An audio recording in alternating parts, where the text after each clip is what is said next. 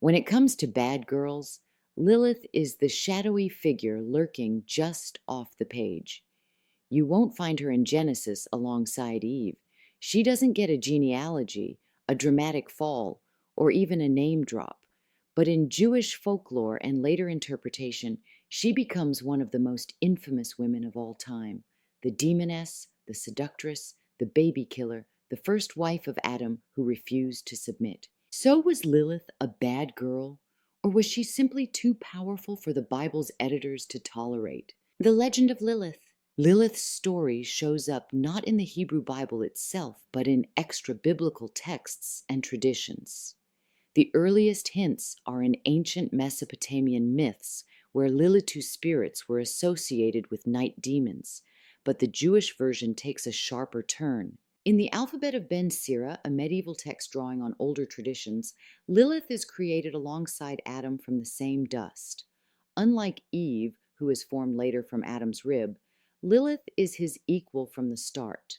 But Adam expects her to be submissive. According to the legend, they argue about sex. Lilith refuses to lie beneath Adam, insisting that since they were created equal, she would not be inferior. When Adam won't budge, Lilith speaks the ineffable name of God and flies away from Eden, independent, unapologetic, gone. The story paints her as the first woman to say no to male dominance. Of course, patriarchy couldn't leave her free. Later texts turn her into a demon who preys on infants and seduces men in their sleep. In short, she went from co-equal partner to literal monster. Lilith in the margins. The Bible doesn't include Lilith in the Genesis creation story, but there is a cryptic reference in Isaiah 34:14. Wild animals shall meet with hyenas, goat demons shall call to each other. There too Lilith shall repose and find a place to rest. NRSV. Most English translations smooth this over as night creatures or screech owl, but the Hebrew word there is Lilith, a shadow of the legend. So, while Lilith isn't in the canonical Genesis account, she haunts the edges of the text, an erased possibility, an alternative origin story where the first woman didn't obey. Bad girl or first rebel? So is Lilith really a bad girl? Depends who's telling the story. To the rabbis and church fathers who needed obedient women, she was the ultimate warning. Defy your husband and you'll become a demon. To feminists, mystics, and modern readers, Lilith looks like something else entirely. The first woman who refused subjugation. The one who said, if equality isn't on the table, I'm leaving the garden. In that sense, Lilith is less a villain and more a ghost of what could have been the Bible's missing rebel heroine. The modern connection. Lilith's story has been reclaimed in recent decades as a symbol of women's autonomy.